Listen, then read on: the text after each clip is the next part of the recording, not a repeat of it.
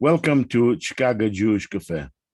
Today, our guest again is Rafael Medoff.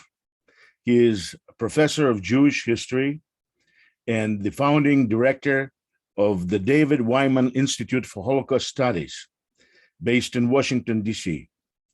He is also the author of numerous books, and we have reviewed one of them about reluctance of the United States to admit Jewish refugees from Europe a while back. Today, we're going to talk about another one of his books, and that is the book about the Rabbi Herschel Schacter. And the book is called The Rabbi of Buchenwald, The Life and Times of Herschel Schacter.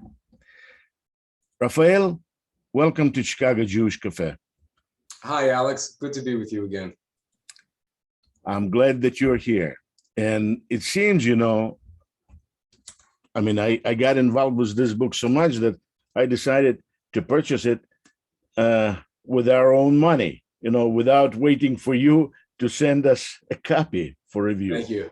But this is a very good book, and I've spent a lot of time looking through it. A lot of it reading, but not all of it. But it is a very interesting book. And this is not only my opinion, it's an opinion of many other people that have endorsed it. What I wanted to ask you, and I did ask you before this conversation, what was the reason that you wrote this book? I mean, there's so many rabbis. Why this guy? Rabbi Herschel Schacter was unique in a number of respects. Let's start with the well-known aspect of his life, that is his experience in the liberated concentration camp of Buchenwald. Schacter was an American Army chaplain whose unit happened to be in the area of Weimar near Buchenwald. Now, like a lot of, like all really American military units, he and his fellow servicemen had not been told in advance that they were near the site of a concentration camp. So when they approached Buchenwald, it was entirely by accident. It happened to be in the area where they were conducting military operations. So for Rabbi Schacter and the other American military personnel, Buchenwald was a shock and a revelation. Now, the senior leadership of the American military and the senior political leadership, that is President Franklin Roosevelt and his administration, were very well acquainted with the fact that there were concentration camps, slave labor camps, and death camps throughout Nazi-occupied parts of Europe. But that information was not conveyed to the soldiers and the commanders on the ground. And so when we speak of American liberators of the Nazi camps, we're speaking about liberation by accident. That's merely to clarify the context, not to minimize in any way Rabbi Schacter's extraordinary accomplishments in Buchenwald. What happened was when the American soldiers entered the camp, they remained stationed there and in the Weimar area for a number of weeks, and Rabbi Schacter requested and received special permission to stay in the camp himself and not to remain in their nearby military outposts, but actually to be present in Buchenwald so he could personally assist the survivors. And he continued to remain in Buchenwald from the date of liberation, which was April 11, 1945, until more than 2 months later when the Soviets took over that area. So for more than 2 months, Rabbi Schacter, an American Jewish Orthodox rabbi who spoke Yiddish, but had no direct experience with European Jews, much less refugees, stayed there in the camp, providing assistance to the survivors. That meant religious counseling. It meant organizing religious services for them, but it also meant, to a large extent, helping them with their day-to-day survival, translating for them so their needs could be met by the American occupying force, trying to help them locate their surviving relatives so they could be reunited with with those members of their families who had survived elsewhere in Europe. And among the many remarkable episodes that I recount in the book, Rabbi Schacter was also involved in arranging for several hundred of the Jewish children survivors in Buchenwald to receive haven in Switzerland. Now, that's a whole separate story that I won't go into in detail now, except to say that Rabbi Schacter was doing something in Buchenwald that was above and beyond the call of duty. After all, his obligation was to serve as a chaplain to American soldiers, not to be involved in assisting European Holocaust survivors. And yet, with the approval of the military authorities, he devoted himself day and night to helping the survivors. And that meant, by the way, risking, for example, disease, because there were, as we know, there were many terrible, sometimes lethal diseases that were rampant in the liberated camps because of the horrible conditions that had prevailed there. So Rabbi Schacter, nonetheless, put himself in that situation, within the walls of Buchenwald, so he could help the survivors. And that's a very unique experience for an American Jew. So when you ask, what is it about Rabbi Schacter that sets him apart from other rabbis, we begin with that. But what I discovered in the course of writing this book was that Schacter's Buchenwald experience was really just the beginning of a lifetime of experiences that in many respects were shaped and influenced by what he experienced in Buchenwald. Very interesting. I'm looking at the note that you sent back to me, and I see that in response to my question, and I see that you pointed to some of the areas that actually of great interest to me as well. For example, besides Buchenwald, you are talking about that he was Orthodox, religious Zionist Orthodox, who did play important role in forming the modern Israel as it is, as a Jewish state. And also, I see that you pointed to his presidency of the Conference of Presidents, chairmanship of Conference of Presidents of major Jewish organization, and he was the first Orthodox rabbi to reach that position. Let me ask you a question. Was there any other Orthodox rabbi in that position after him? He was there only for a few years. Yeah, well, the normal the normal arrangement at the Conference of Presidents is that a chairman serves 2 years. That's the normal course of events.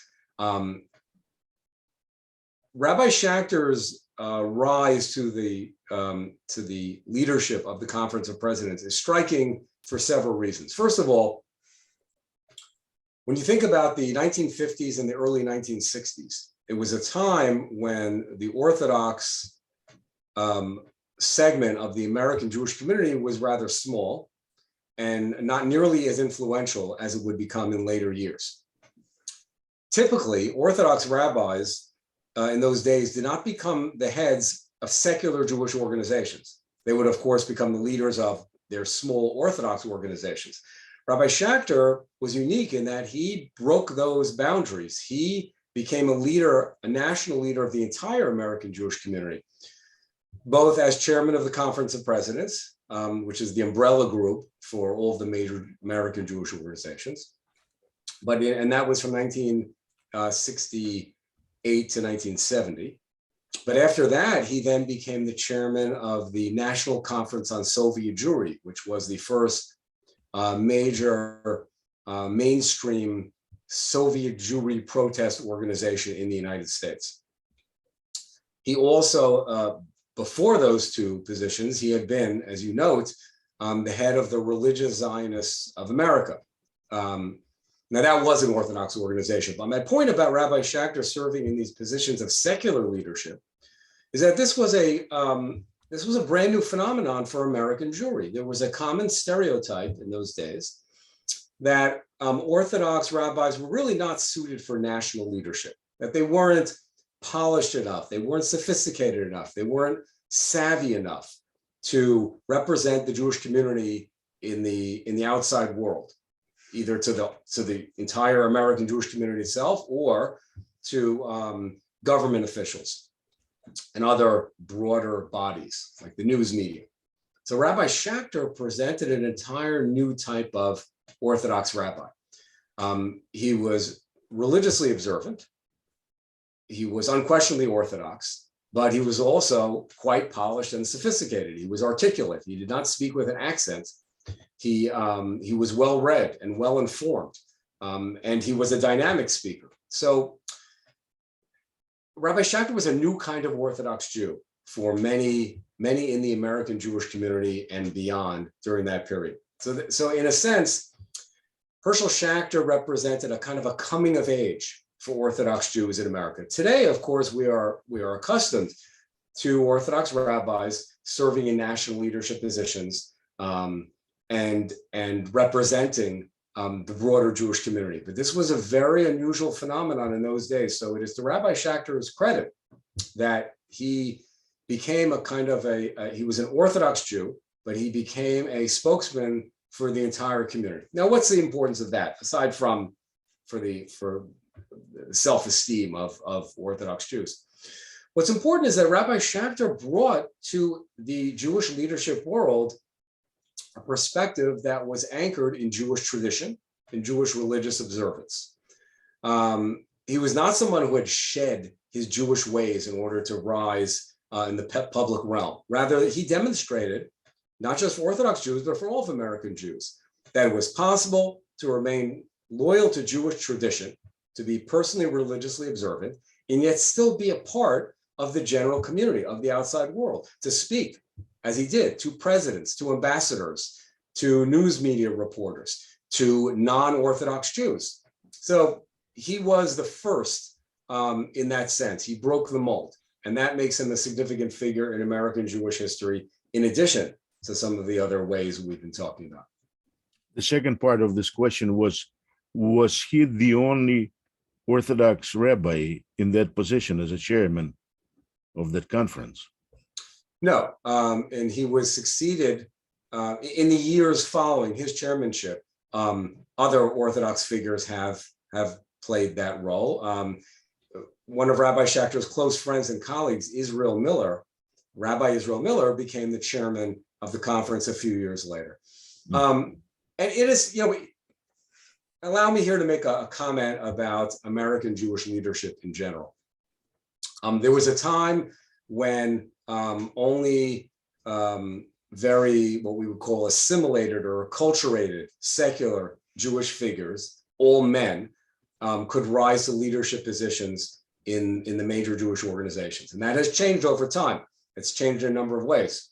As we've discussed, it changed when Rabbi Schacter became the first Orthodox rabbi to hold that position. Some years later, a woman was finally elected chair of the Conference of Presidents. And since then, there have been several women. But these are all barriers that have only been gradually broken in the Jewish community.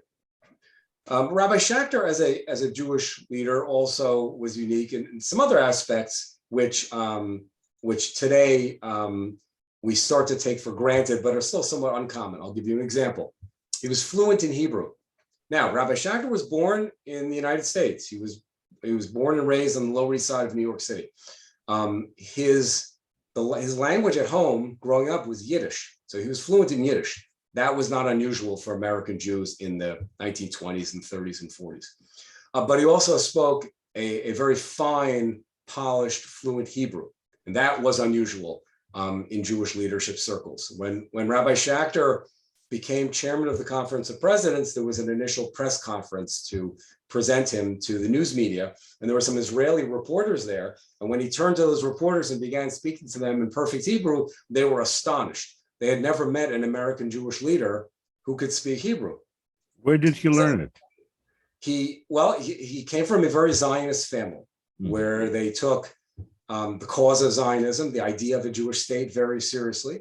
They took Hebrew very seriously. Now, of course, Orthodox Jews, some fluency in Hebrew is common just from studying religious texts, but Well, conversational. biblical Hebrew, not conversational, not modern. Right, right. So biblical Hebrew always can serve as the cornerstone for conversational Hebrew, but actually knowing how to speak and using modern idioms and so forth is a whole different ballgame. And so Rabbi Schacter took his Hebrew language studies very seriously as a student at Yeshiva College, later Yeshiva University, and then as a rabbinical student. And his personal devotion to it turned out to be a boon for him later in life. For example, when he would meet with Israeli diplomats, or in many cases with Israeli prime ministers, he could speak to them in a way that they were not accustomed to hearing. And that was important in terms of establishing a personal rapport with Israeli leaders. So that's something, by the way, which is not all that common even today among American Jewish leaders. It's surprising, but it's true that among even many leaders of Zionist organizations, illiteracy in Hebrew is more common than fluency. So that's another interesting aspect of Rabbi Schacter's years in Jewish leadership. There's another thing that I noticed, that he became active in the movement for Soviet Jewry very, very early on, at the time when vast majority of Jews in the United States just dismissed it or did not want to raise any noise about it. Why? How did it happen? In 1956, the main Orthodox rabbinical organization in the United States, the Rabbinical Council of America, decided to send a small delegation of rabbis to the Soviet Union. Now, this was a period in which the Soviet authorities were beginning to take an interest in relations with the Western world and trying to improve their image, especially in the United States. So Soviet diplomats in the US made it known that they would be willing to have a group of American Jews come visit and meet with the Soviet Jewish community. Let's keep in mind that at that point, 1956, Soviet Jews had been cut off from the rest of the Jewish world for nearly half a century. There had never been an organized group of American Jews or American rabbis allowed to visit them. There had been some individual American Jewish communists, usually, who had gone to the Soviet Union, but for political reasons, not in order to help Soviet Jewry. So this was a landmark delegation. And Herschel Schachter was one of the leaders of this group of 6 rabbis who went in 1956 and spent about a month in the Soviet Union. Now, let me emphasize, this was a tightly restricted kind of visit where the KGB was watching them the entire time, and where their meetings with Soviet Jews were being monitored. And they knew, Rabbi Schacter and his colleagues knew that they were being watched, that their phone conversations were being listened to. But nonetheless, the reality of their visit was that they came into contact with Soviet Jews who had never before met an American rabbi, who didn't believe that American Jews remembered them and cared about them, with good reason. There had been no protests in the United States by American Jews during the 1930s or 40s or 50s for the freedom of Soviet Jewry. So the appearance of Rabbi Schacter and his colleagues was, to begin with, an important boost of morale. They spoke at major synagogues, not that there were many left because the Soviets had shut down so many of them, but for example, they appeared at the Great Synagogue in Moscow for Shabbat services.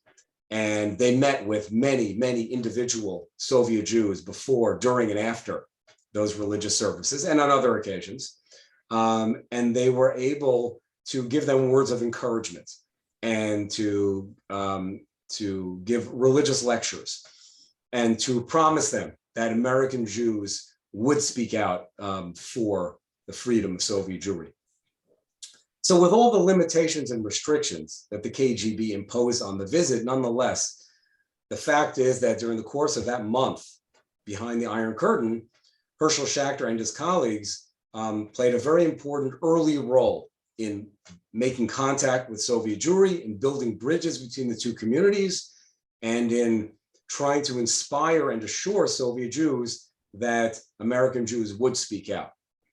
Now, we know that it took some additional years before an actual protest movement for Soviet Jewry was organized in the United States. So it did not happen overnight. Nonetheless, when Herschel Schacter and his colleagues returned to the US, they spoke in Jewish communities around the country about what they had seen, about the plight of Soviet Jews, about how Soviet Jews were being forcibly assimilated, about how synagogues had been shut down, and how the teaching of Hebrew was illegal. But they also, Schacter and his colleagues also talked about how Soviet Jews, despite all of this persecution, were nonetheless clinging to their Judaism and their Jewish identity, that many were risking imprisonment or risking their lives by secretly learning about Judaism or teaching Hebrew, and that Soviet Jews desperately wanted to get out of the Soviet Union. So this was a revelation for many American Jews. And in the years to follow, again, it took a little time, which is tragic, but finally by the early 1960s, there were the first stirrings of a real protest movement in the United States in the form of a student group called the Student Struggle for Soviet Jewry. And Herschel Schacter, not coincidentally, was a part of the Student Struggle for Soviet Jewry. In fact, he was chairman of its Bronx chapter, and he was involved in organizing some of those early protest rallies in 1964, 65, 66, which began to put the issue of Soviet Jewry on the American Jewish agenda for the first time. It was a time when, unfortunately, the major Jewish organizations took very little interest in the plight. What was the reason for that? Well, there are a combination of reasons. First of all, in the broadest sense, American Jews were sensitive about American Jewish leaders were very sensitive about being seen as potentially interfering in American foreign policy. So they tended to be reluctant to take positions of controversy. And by way of analogy, American Jewish leaders did not rush to oppose, for example, the war in Vietnam. And this is for a similar reason, because they did not want to be at odds with the Johnson administration in the 1960s over Vietnam. So in a similar sense, in general, they were nervous about appearing to be talking about narrow Jewish issues and trying to interfere in America's conduct of its foreign policy. So that's one part of it. But there were other reasons. That was not the only reason. And one can point to a kind of a general apathy in the American Jewish community in the post-World War II era. And here, what I'm referring to is the general mood in America after World War II was what we might call going along to get along, meaning there was a strong sense in American culture that members of minority groups should assimilate and should conform to the general general attitudes and interests and preferences of the population, and should not be pushing their narrow particular interests. So American Jews felt this pressure to assimilate. And so the idea of protesting about their fellow Jews in the Soviet Union ran counter to that general American mood of going along with the majority and not focusing on Jewish issues. And it's not a coincidence that later in the late 1960s, when other American ethnic groups like African Americans began protesting about their particular concerns, that many American Jews then felt like, all right, it's legitimate in American society to speak out about our Jewish concerns because look, everyone else is doing it. So that was also a part of the issue. And I will mention one other factor. This affects this pertains more to younger American Jews, but during the 50s and especially into the early and mid 60s, a lot of young American Jews were very active in the movement for Black civil rights. And they were not active in, for example, the Soviet Jewry protest movement. So the student struggle for Soviet Jewry, for example, was established only in 1964. In 1964, a lot more young American Jews were going to the South to help African Americans register to vote. And I'm not disparaging that in any way. On the contrary, it was a very noble cause. But they were doing that to the exclusion of Jewish concerns. So they had, for many young American Jews, they had their cause. And it took time for them to realize that that it would also be appropriate and legitimate for them to give some of their attention to the plight of their fellow Jews.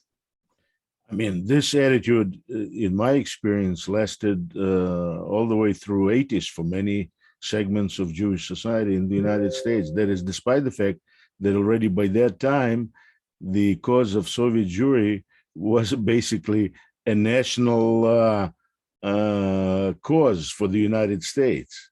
In fact, when Soviet Union was criticizing the United States for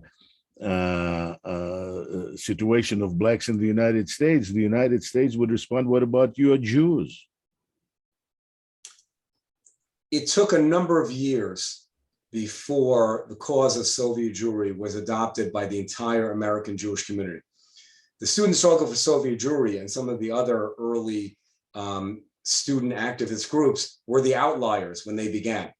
So the student struggle group was established in 1964, but it was not until 1970, 5 to 6 years later, before the major Jewish groups established the National Conference on Soviet Jewry, of which Herschel Schacter was the second chairman.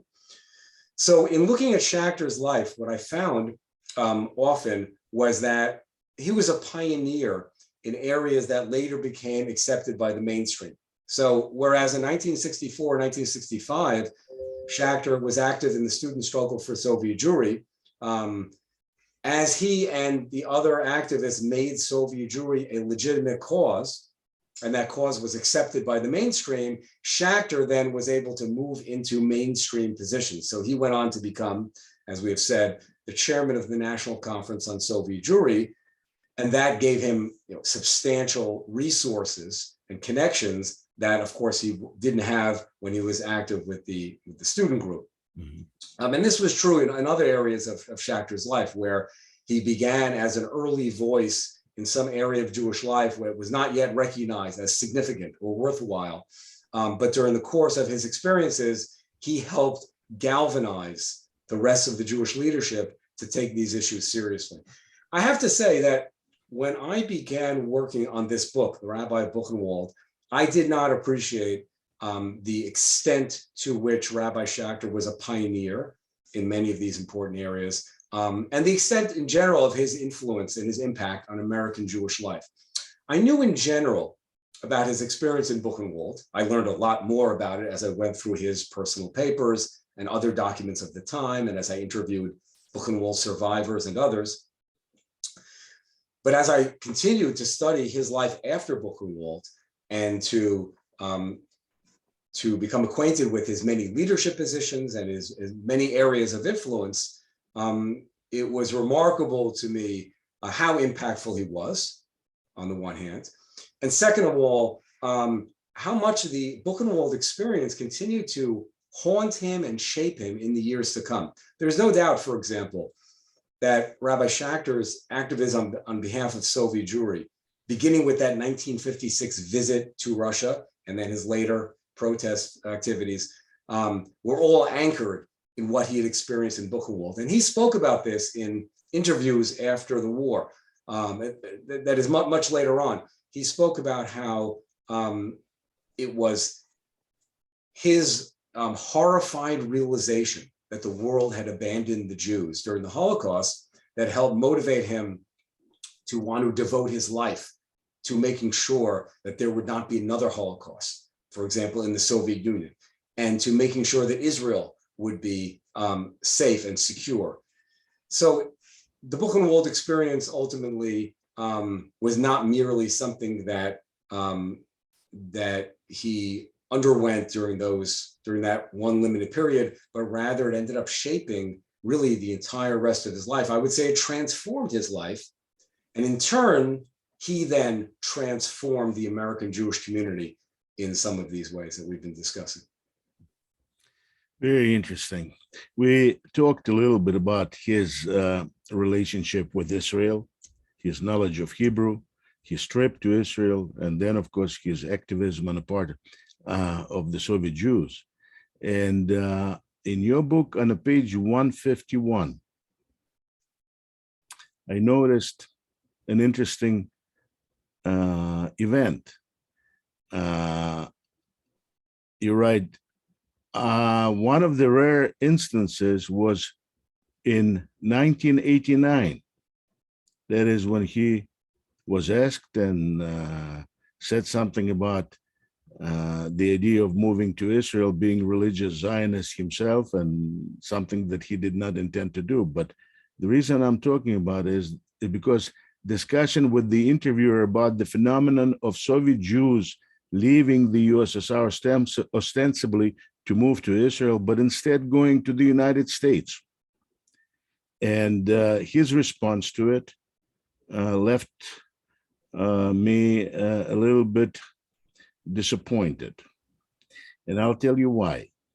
In August of 1989, by the agreement with my editor at New York Times, I mean, he was, I used to contribute a little bit to opinion page of New York Times, and we agreed with Leslie Gelb at that time that I was going to, on the way back from Poland, where I was doing things on the first elections in Eastern European country and socialist country, I stopped by in Italy.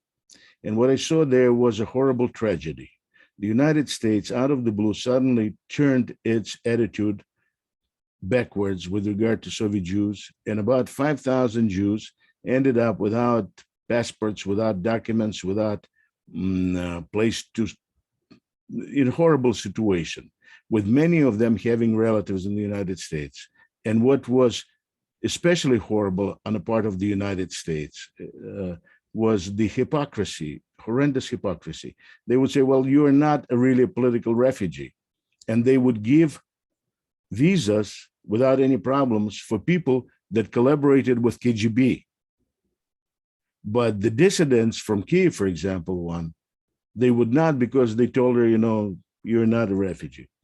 And I led about 1,500 Jews, Soviet Jews from Lodispoli, on a demonstration in front of American embassy on Via Veneta at that time. And when I read this, his reply, that obviously we all want Jews to go to Israel. I mean, it was asked in conjunction with the problem that was obvious in 1989 in Italy. Did he do anything in order to solve this problem? Or he just left it alone and let George Bush Sr. and Shamir in Israel, who said, you know, let them rot in Europe if they do not want to go to Israel. Did he do anything in that area? Well, by the time of the interview that you're mentioning in 1989, Rabbi Schacter was already in his later years, and he was no longer a leader in the Soviet Jewry movement. So this was not an issue that, that was a problem or a conflict or a debate at the time when he was active in the 1960s and early 1970s. In those days, nearly all Jews who left the Soviet Union went to Israel, and that's what he was accustomed to. So the fact that things changed later and that many Soviet Jews did not go to Israel but went to other countries, it was surprising for him. And I guess it made him a little uncomfortable, but he was frank in acknowledging that he didn't really have a right to complain because he himself never moved to Israel. He thought about it over the years from time to time. And because he was fluent in Hebrew, he could have made that transition. But for personal reasons, he chose not to go. And I think he understood that that would have made it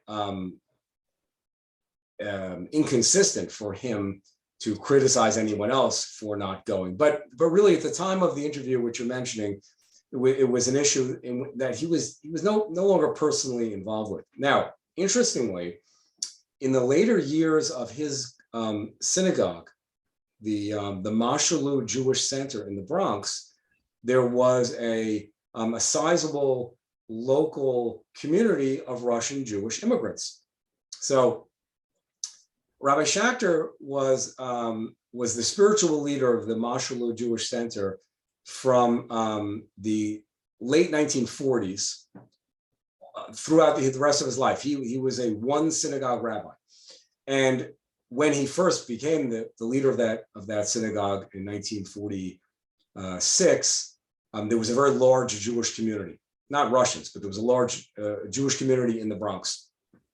Over the years, the Jews of the Bronx gradually moved out. And so a synagogue which had been thriving in the 40s and 50s and even into the 60s, by the 70s was losing members rapidly. And during the final years of the Mashalu Jewish Center, this is the late 80s and early 90s, many of the members were recently arrived Russian Jewish immigrants. So Herschel Schacter found himself in the interesting position of being the rabbi over a community or a synagogue membership, which had a very large portion of Russian Jews. And when I was going through the synagogue newsletters for those final years, I discovered that every newsletter would have several pages in Russian. And there would be special kinds of events that were held specifically for Russian-speaking members of the synagogue. So the synagogue changed, but ultimately there were not enough Jews, Russian Jews or others in that part of the Bronx to sustain the community. So in that sense, Rabbi Schacter ended up interacting with or encountering the phenomenon of Soviet Jewry through all of its various iterations over the decades. Very interesting. Talking about Israel, he made at least one big trip, the important trip that I found in your book, and talked about the situation of the Haredim, strictly Orthodox Jews in Mea Shearim and in Israel as the whole. Now, situation has changed a lot, but at that time in your book, you say, him being a modern Orthodox, he still was leaning towards strictly Orthodox Jews. At least his personal inclination was to favor them. There's a question that I have. What kind of a Jewish state did this modern Orthodox rabbi, a Zionist, imagine Israel that he wanted to become? What is it? I mean, because right now, it's not only now, but since its beginning, different ideas about what Israel should be for Jews and for others living there, have been percolating all the time. What was his attitude? In the book, I often describe Rabbi Schacter as a bridge builder, as somebody who consciously made an effort to serve as a bridge between different segments of the Jewish community. And this was one of his many admirable qualities. We've referred to the fact that he had one foot in the Orthodox world and yet another foot in the secular Jewish leadership. Another area in which he was involved in different segments of the Jewish community was even within the Orthodox world.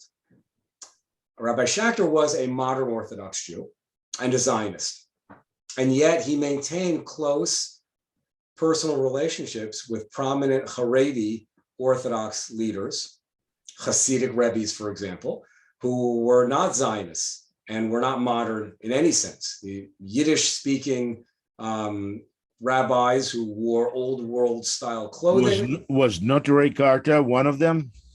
Well, now we're getting into some of the interesting details about Rabbi Schacter's place in the Orthodox world. So let me first say that among the Haredi leaders with whom he was close were the Lubavitcher Rebbe and also the Satmar Rebbe, which is interesting in itself because the Satmars and Lubavitchers have not always got along. Now, the Satmar Hasidim are known for being anti-Zionist. The Lubavitcher Hasidim are not Zionists, but they're much more sympathetic and tolerant of Israel than, let's say, the Satmars. Rabbi Schacter made a point of building personal relationships with even those with whom he disagreed sometimes vehemently. For example, on the question of should there be a Jewish state. So here he parted company with the Satmars, and yet he had many interactions with the Satmar Rebbe and with other anti-Zionist Orthodox figures. Now, the Neturei Karta are a small and strange and interesting phenomenon in the Orthodox world, since they are, we might call them a faction of the Satmar Hasidim, but they're not the main faction, and their anti-Zionism is very strident and publicly expressed, which is not true of most Satmar Hasidim, who may privately feel discomfort with the Jewish state. But it's the Neturei Karta, the very small faction of the Neturei Karta, who to this day we sometimes see out in the streets with signs denouncing Israel. Rabbi Schacter was called upon in 1955 by the Israeli government and by the American Orthodox leadership to try to broker a peace agreement between Satmar militants, these Neturei Karta activists in Jerusalem, who were rioting for a number of weeks over the opening of a secular youth club right on the edge of Mea Shearim, the Haredi, the well-known Haredi section of Jerusalem. And the situation in Jerusalem had reached the point, as I say, of rioting, and the disturbances had gotten to the point that the Israeli government was desperate for someone who could somehow bring peace before it erupted into a full-scale civil war. Herschel Schacter and a second Orthodox rabbi, David Hollander, were sent by the Rabbinical Council of America, 1955, to meet with the leaders of the Neturei Karta, to meet with the mayor of Jerusalem, and also, before they arrived in Israel, to meet with the Satmar Rebbe in Brooklyn to try to find a way to work out a compromise. And the details of the story are described in the book, so I won't go into the whole story here, except to say that it was a remarkable series of developments that led this modern Orthodox rabbi from Brooklyn to be in a position that he could have friendly discussions with the Satmar Rebbe. He could go to Israel and have friendly discussions with the Prime Minister of Israel, which he did. The Prime Minister at that time was Moshe Sharet. He could meet with the mayor of Jerusalem, who was a secular Israeli Jew.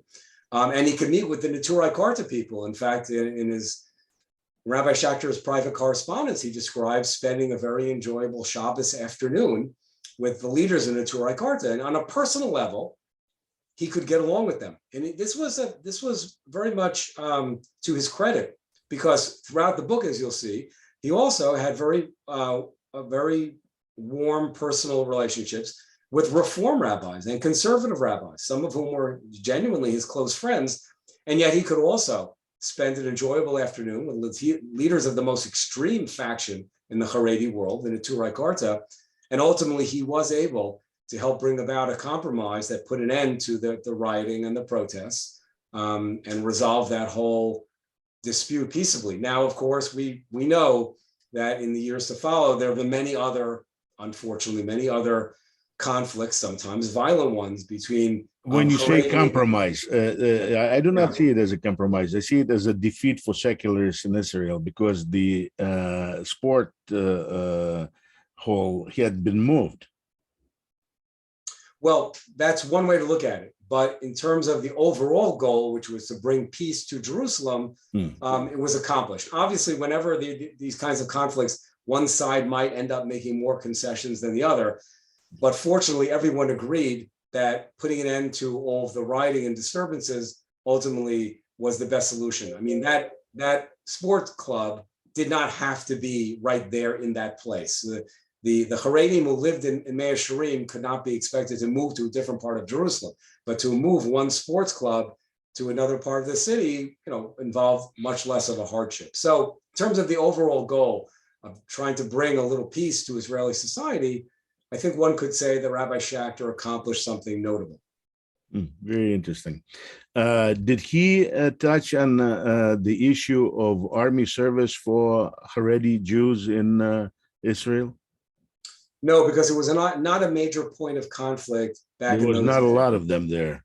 That's right. The number of Haredi youth who were refusing to serve in the Israeli army back in the 50s and 60s and 70s was still relatively small. So it was not an issue that really deeply troubled many Israelis. That, of course, changed in later years. But during Rabbi Schachter's period, it was not an issue that he was involved with. The kinds of conflicts in Israel that Rabbi Schacter found himself getting involved with as head of the Religious Zionists of America or as head of the Conference of Presidents of Major American Jewish Organizations were issues like the controversy over autopsies. That was a major matter of dispute in the 60s and 70s in Israel, whether or not families or the medical establishment should have the final say on whether an autopsy was conducted on a dead person. Very interesting. So was 1955 trip was the only trip of any significance for him to Israel?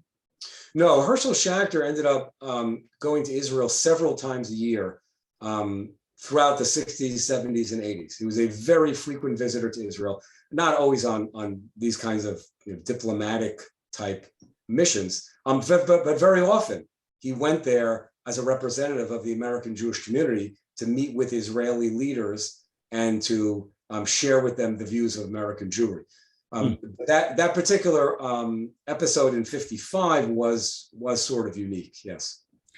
If you would be asked a question that I'm asking, what do you believe is the significance of Rabbi Schacter for American Jews? I mean, why should we know about him and maybe even remember about many of the things that he did? I mean, there are Jews in the United States and history of the United States that he had greater impact on our communities than Rabbi Schacter. What should we know about Rabbi Schacter and why? I would argue that Herschel Schacter was a role model for contemporary Jewish leaders in a number of respects. First of all, he literally devoted his entire adult life to helping the Jewish people, from those years in Buchenwald all the way through the next 40 or more years. He was a full-time Jewish leader. He was both the rabbi of a synagogue, but he was the leader of one Jewish organization after another. So that's something to say on his behalf. He did not view Jewish leadership as something that he would do for a couple of years because it was fun or interesting to be in the limelight. But he was someone who devoted really his entire adult life to the cause of Jewish survival, Jewish defense, Jewish welfare. That's one. Secondly, and this is important to remember as well, he was a volunteer. Herschel Schacter was the leader of Jewish organization after Jewish organization and never took a penny from them, which is a remarkable contrast with many of today's leaders of Jewish and Zionist organizations who take very large salaries for their efforts. Herschel Schacter represented a model of Jewish leadership, which sadly has become out of style in many quarters these days, but I think is something we can learn from. He viewed his work as a holy mission. But Rafael, if we will learn something like this, many of us will be very, very embarrassed. How can we learn something that embarrasses us? Well, that may be true, but I'll mention a third area. Volunteer. I mean, for Jewish causes. That is, well, I do not want to say unique, but one of the very, very rare individuals. Well, that's another area I would say in which we could today learn from his example. A third, which we mentioned earlier, was his fluency in Hebrew. I don't think it's unreasonable to expect that leaders of especially Zionist organizations should be able to speak the Jewish national language. that should be a requirement for the leader of an American Zionist organization. And Rabbi Schacter showed that it was possible. One can learn Hebrew even as an adult, and if one is going to be the head of an organization that represents Zionist ideals, then certainly the Hebrew language is a central part of the great Jewish national revival in our time. I've mentioned Rabbi Schachter's role as a rabbi in the secular Jewish leadership. And I think that's important to emphasize for this reason. He was someone who, even though he was a rabbi, could speak to secular Jews and to non-Orthodox Jews. And he did not seal himself off just in his little Orthodox corner. And I think that's also a very admirable quality, that he understood that just because he was personally religiously observant didn't mean that he couldn't interact with and work cooperatively with other types of Jews. And precisely because he worked closely with other Jewish leaders, and with secular Jews and Reform and conservative Jews, it made causes like Soviet Jewry much stronger. If the Soviet Jewry protest movement had been the exclusive domain of just one segment of the Jewish community, would have been far less effective. The fact that Reform rabbis and Orthodox rabbis, secular Jews and observant Jews, all marched together made that movement much more effective in the long run. Who among American Jews was the most active? Which segment of American Jewry was the most active in the fight for Soviet Jews? Well, I'm asking because you said, if he would not reach out, then, so I'm asking which segment was the most active? So in its early days, and these are the years of the student struggle for Soviet Jewry and other activist groups, there's no doubt that students at modern Orthodox day schools and at institutions like Yeshiva University played a very major role in supplying the young protesters, the picketers. But fortunately, the movement grew and it broadened. And so the cause of Soviet Jewry became something that was important to the entire religious and political spectrum of American Jewry, not just the Orthodox. So the Orthodox can feel proud that they played an early pioneering role.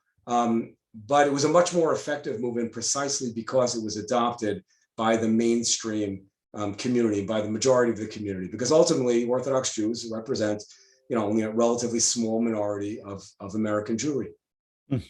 Very interesting. There was another interesting thing. I'm sorry I'm asking all these questions, but there was another interesting thing to me, that in 1973, 1974, he, being a lifelong Democrat, switched his position and supported Nixon. And that is to a consternation of many of his family members and friends and other Jews that normally vote left. Could you please talk a little bit about this switch? And today, of course, we know that majority of Orthodox Jews vote for Republicans for a variety of reasons. And the Reform Jews basically stay with Democratic Party, very often with the extremist left of the Democratic Party. Could you please comment on this difference and this switch for him from Democrat to Republican? In the book, The Rabbi of Buchenwald, I argue that Herschel Schacter was a pioneer in this area also, in the question of Jewish political allegiances and Jewish electoral trends in the United States. In going back to the 1920s and all the way through the 1960s, a very large majority of American Jews consistently voted overwhelmingly for Democratic political candidates. This is most obvious in presidential races, but also was true on other levels. And the reasons for the Jewish vote being so overwhelmingly for Democrats and for liberal candidates are relatively well known. But the tendency of Orthodox Jews in those days was really no different from the rest of the Jewish community. There was no obvious split. Orthodox Jews like Herschel Schachter were Democrats just like non-Orthodox Jews. That was the general pattern up until the 1960s. What changed in the late 1960s and early 1970s was society. Society changed. It wasn't that Herschel Schachter and other Orthodox Jews suddenly changed their minds. It was that things were happening in America which made them reconsider many of their old political positions. And this was true not just of Orthodox Jews in America, but of many other American Jews. The pattern of American Jews, pardon me, voting for Democrat candidates first began to change in presidential races in 1972. That was when Herschel Schachter, for the first time, publicly declared himself in support of the Republican nominee, who in 1972 was the incumbent president, Richard Nixon. But actually, Schachter's efforts to begin re-examining Jewish political loyalties began earlier. In the 1968 presidential campaign, Richard Nixon, the Republican nominee, was running against Hubert Humphrey, the Democratic presidential candidate. And the major issues that American voters were concerned about had to do with things like rising crime, protests over the Vietnam War, radical demands by student protesters, cultural changes. These were things that were upsetting to many American Jews, Orthodox as well as non-Orthodox. Now, in 1968, ultimately, Hubert Humphrey won the overwhelming majority of Jewish votes. Nixon only received a very small portion, 15 to 20%. But it was in 1968 that the seeds were sown for the big change that would come in 4 years. And what I mean is this. In 1968, American Jews were becoming uncomfortable about the radical student movements. There were race riots and other significant upsetting changes in American society. By 1972, the dividing line between Democrats and Republicans on some of these issues were becoming more obvious. The Republicans, the incumbent president Nixon, the Republicans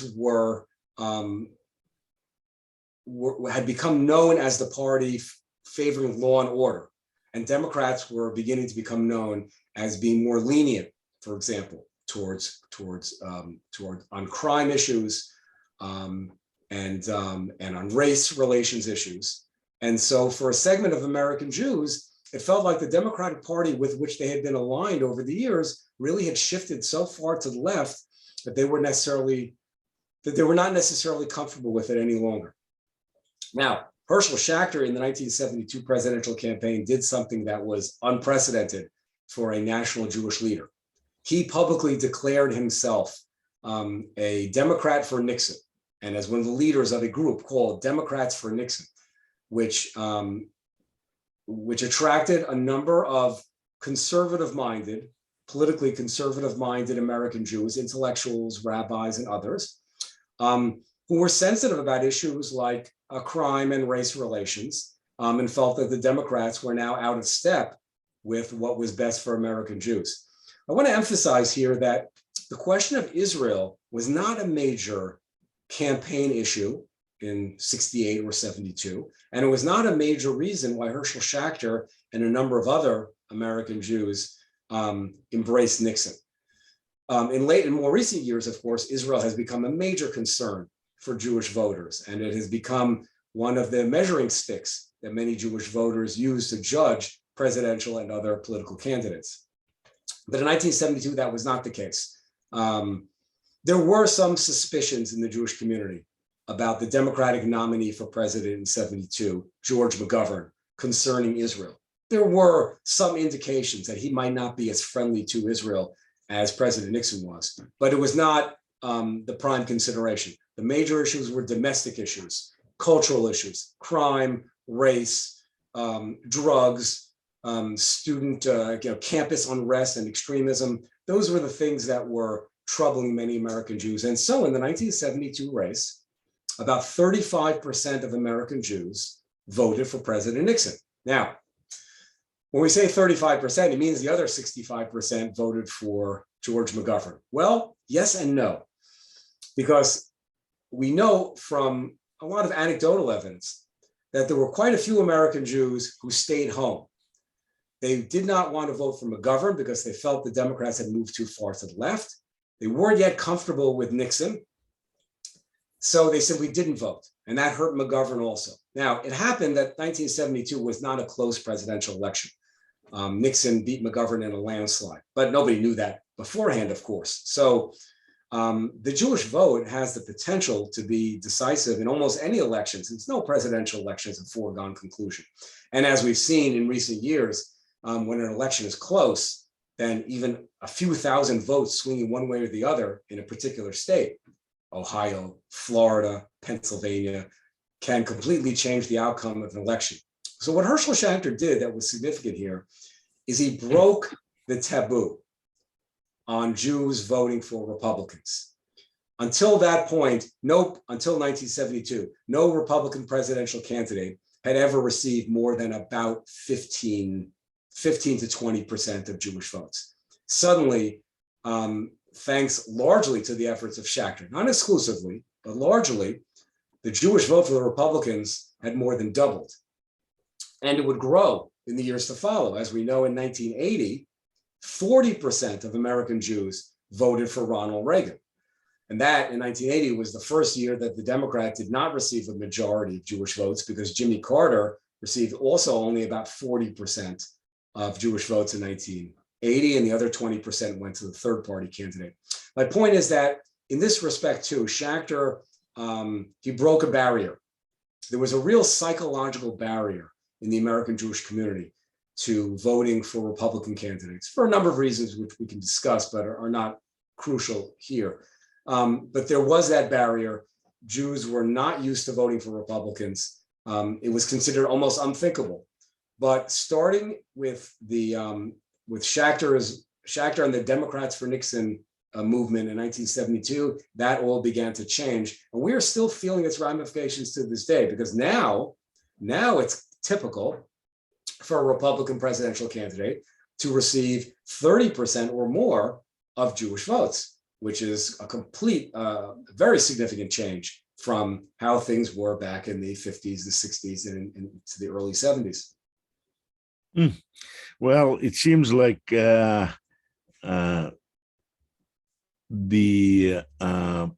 person who you spend a lot of time writing a book about is a significant person for every Jew in the United States to consider. I read this book, and I feel, that through this book, a person can see the history of Jews in the United States, maybe even easier than to read a book on sociology or economics or politics of Jews for the same period. So my suggestion for anybody who watches us is to go out and purchase this book and enjoy reading and enjoy thinking about those issues, even if you do not agree with many of the positions of the Herschel Schacter. And for me, actually, I do agree with many of his positions. That would be a very useful undertaking. So, thank you. The Rabbi of Buchenwald has been published by Yeshiva University Press. It is distributed by katav.com, KTAV.com. For those who are interested in learning more about my other Holocaust research and other work, please visit my website, WymanInstitute.org. That's the David S. Wyman Institute for Holocaust Studies, WymanInstitute.org. Rafael, thank you very much for stopping by. I really enjoyed the information that you provided. It made me think, and I hope that it's not going to be the last time that we see each other. Thank you very much. It's a pleasure speaking with you. Take care. Nice talking to you. Bye. Bye-bye.